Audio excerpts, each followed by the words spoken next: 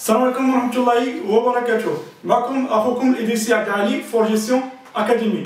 إن شاء الله نتمنى أنكم تستافدوا من هذا الفيديو هذا، ولا استفدتوا منه إن شاء الله حاولوا تبارطاجيوه باش الأصدقاء ديالكم حتى هما يستافدوا. خليكم مع الفيديو. السلام عليكم ورحمة الله وبركاته.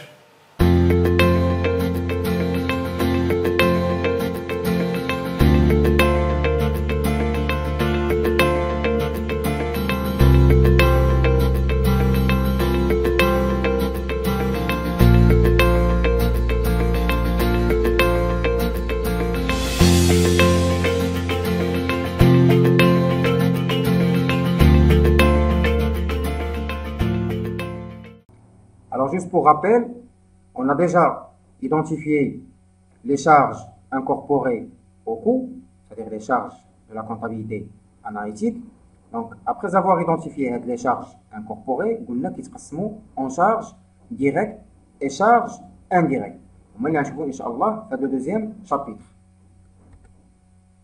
Alors quand on parle de charges directes, on parle d'affectation.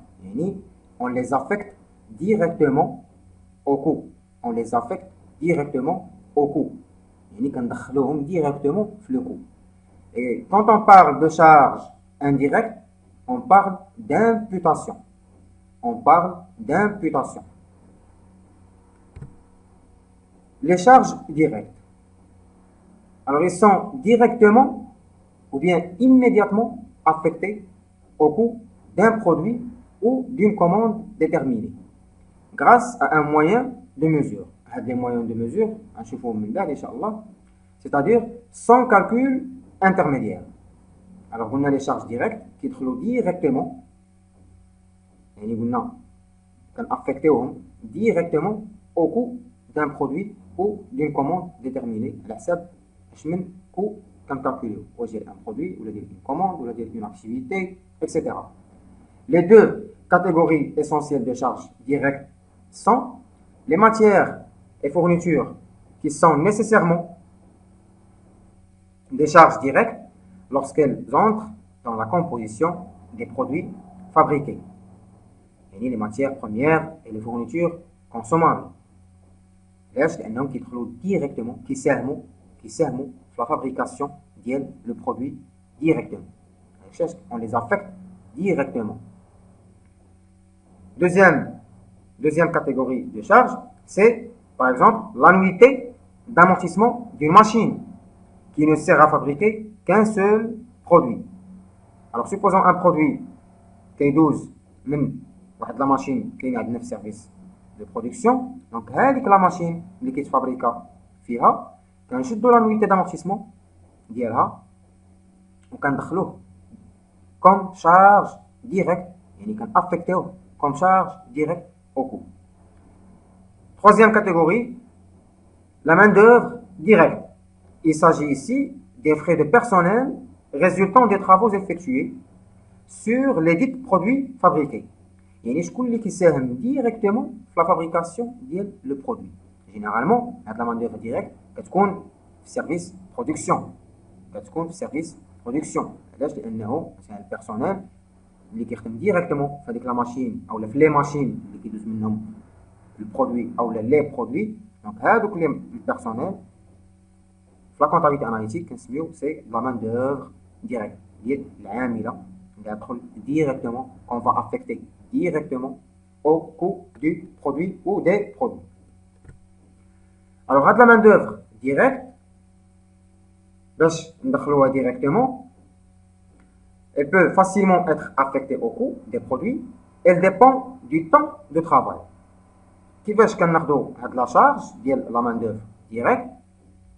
تو ديبون ديال الوقت اللي خدم هذاك البيرسونيل وديال شحال استهلك لينا ديال الوقت باش يفابريكي لينا هذيك لو برودوي.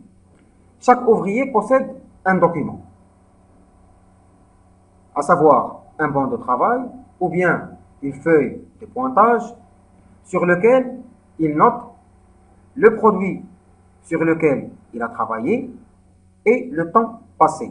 يعني هاد les documents تنعرفوا من هاد le document من خلال هاد le bon de travail et la feuille de pointage كنعرفوا هاد البيرسونيل اش من برودوي خدم وشحال ديال الوقت دوز لينا باش خدم لينا هاد البرودوي، شحال ديال الوقت دوز باش يفابريكي هاد البرودوي.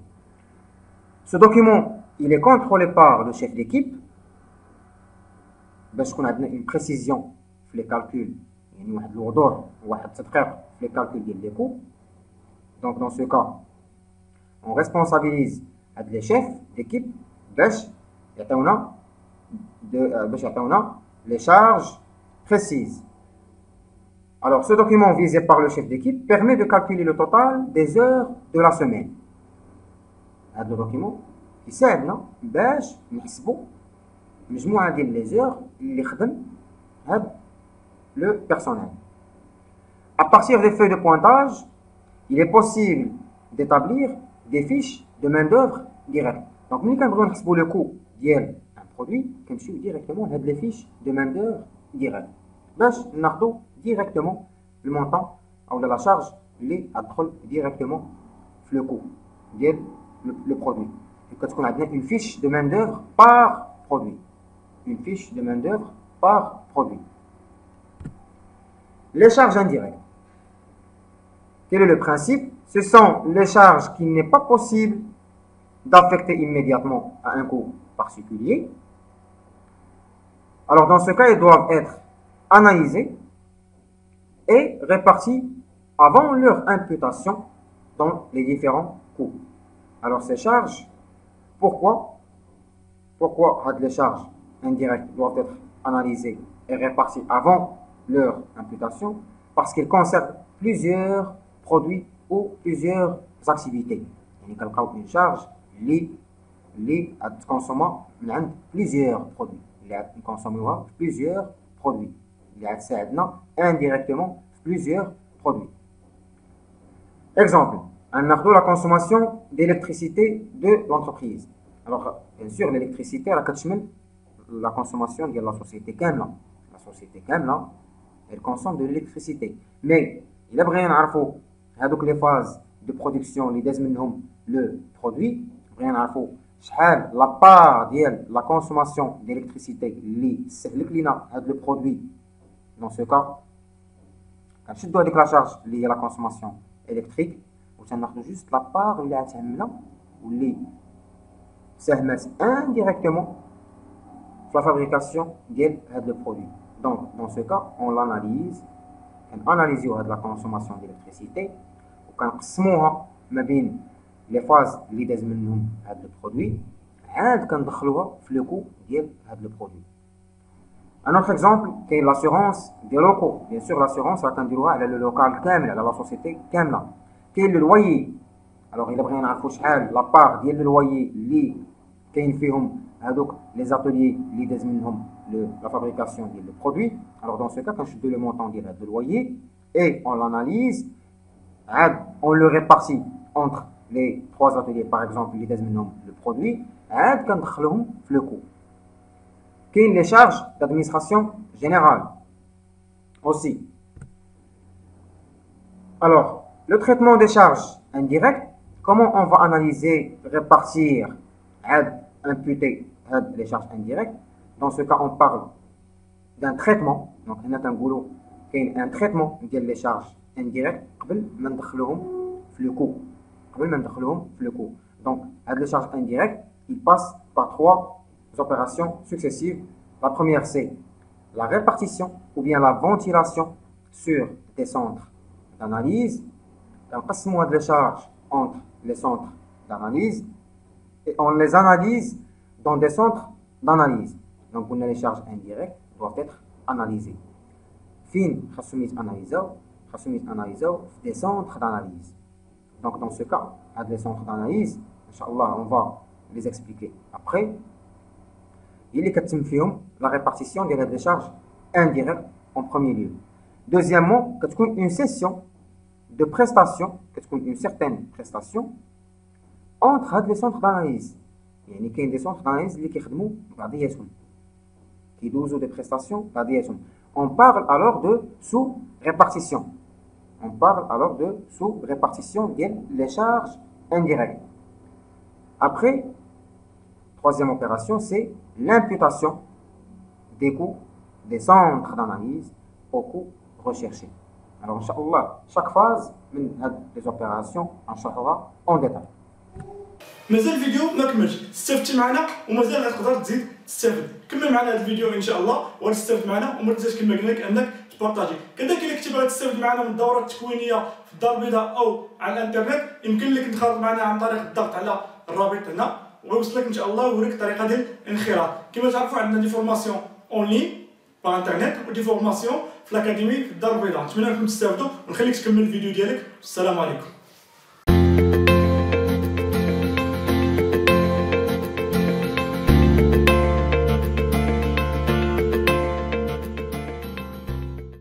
Voilà le schéma de traitement des charges de la comptabilité analytique.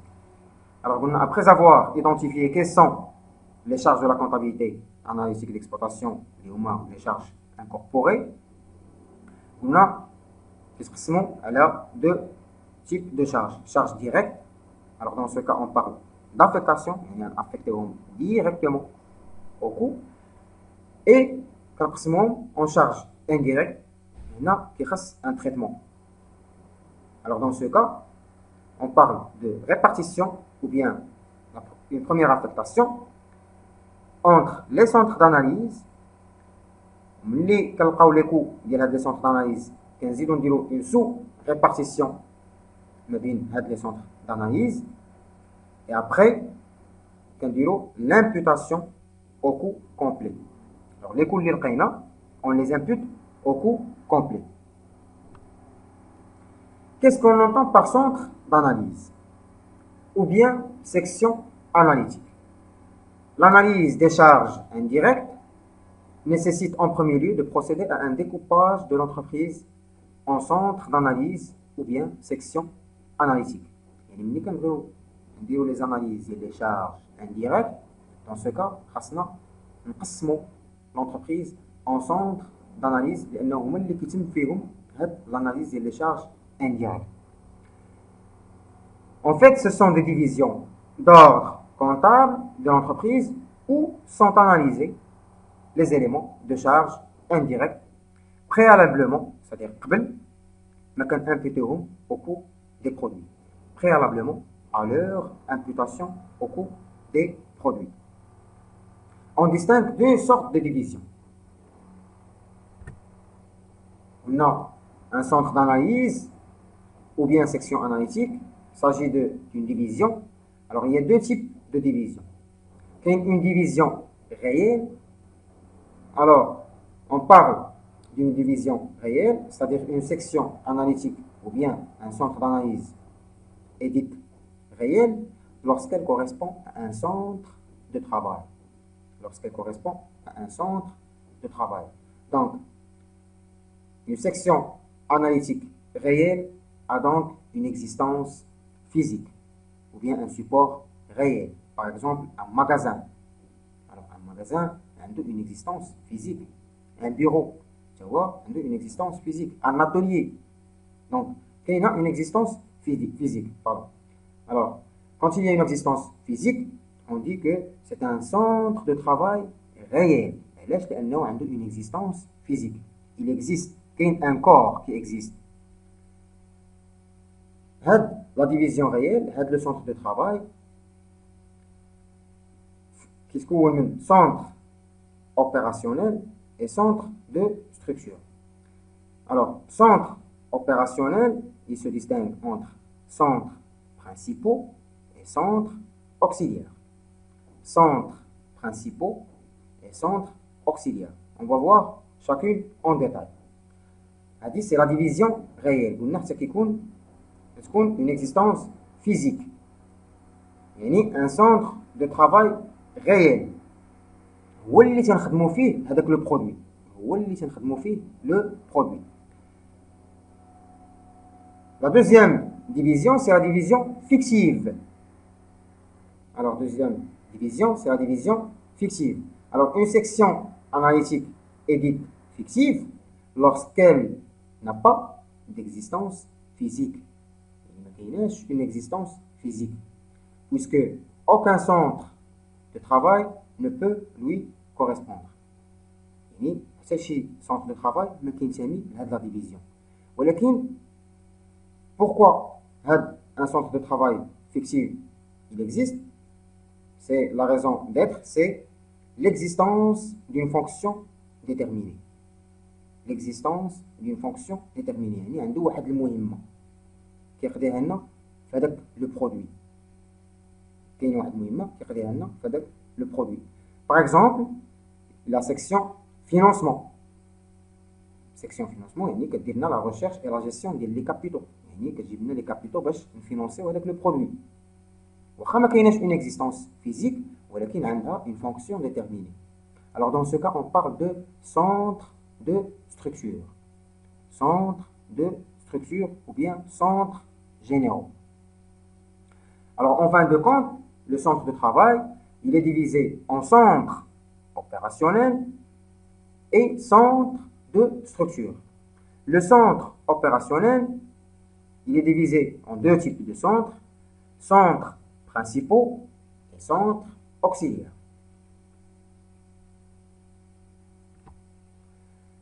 Qu'est-ce qu'on entend par centres principaux? Ce sont des centres dont l'activité contribue directement aux différentes principales phases du cycle d'exploitation. Par exemple, je nomme les phases du cycle d'exploitation. Il y a la phase approvisionnement ou l'achat, il y a une phase production et il y a la phase distribution. Donc, ce sont les centres principaux qui servent le produit, la fabrication du produit. Ces centres sont donc des centres d'approvisionnement, par exemple des magasins de stockage, des services d'achat, etc. Des centres de production, exemple ateliers où sont produits les biens ou services, et des centres de distribution, par exemple des magasins de vente et services de livraison. هادو هما les centres principaux اللي كيدوز منهم le produit. هادو هما les centres principaux اللي كيدوز منهم le produit. Les centres auxiliaires. Ce sont des centres qui fonctionnent au profit d'autres centres. يعني كيخدموا d'autres centres. شكون هما هاد autres centres؟ هما les centres principaux. هما les centres principaux qu'on vient de citer tout à l'heure. Il s'agit des centres assurant la gestion du matériel et des bâtiments. يعني كيديروا l'entretien, la reconstruction, des centres de gestion du personnel, c'est-à-dire le recrutement, qu'est-ce qu'il faut le recrutement, la paie, etc. Et des centres de transport. Donc, des centres auxiliaires, il a l'article qui est les centres principaux. Et au moins, centre approvisionnement, centre production et centre distribution. Ce sont des centres opérationnels, américains. Qu'est-ce qu'on entend par centre de structure? Il s'agit des centres fictifs. C'est une division fictive. Elle n'a pas d'existence physique, mais elle a une fonction déterminée. Le produit indirectement. Ce sont des centres dont l'activité profite à l'ensemble de l'entreprise. Il s'agit essentiellement des sections administration et financement. Donc, il y a une partie les fonctions de l'administration qui sont pour la fabrication du produit qui est fabriqué. Le financement. نتمنى انك تكون استفدتي معنا من هذا الفيديو هذا، كما نتمنى انك تبارطاجي الفيديو باش يستافدوا طلبه اخرين حتى هما من هذا الفيديو هذا. كذلك الا بغيتي توصل باخر الفيديوهات فورجيسيون اكاديمي يمكن لك تابونا معنا في لاشين يوتيوب، كما انك يمكن لك تزور الصفحه ديالنا فيسبوك فورجيسيون او لاباج ديالنا فورجيسيون اكاديمي باش تشوف اخر الاعمال ديال فورجيسيون. السلام عليكم ورحمه الله وبركاته.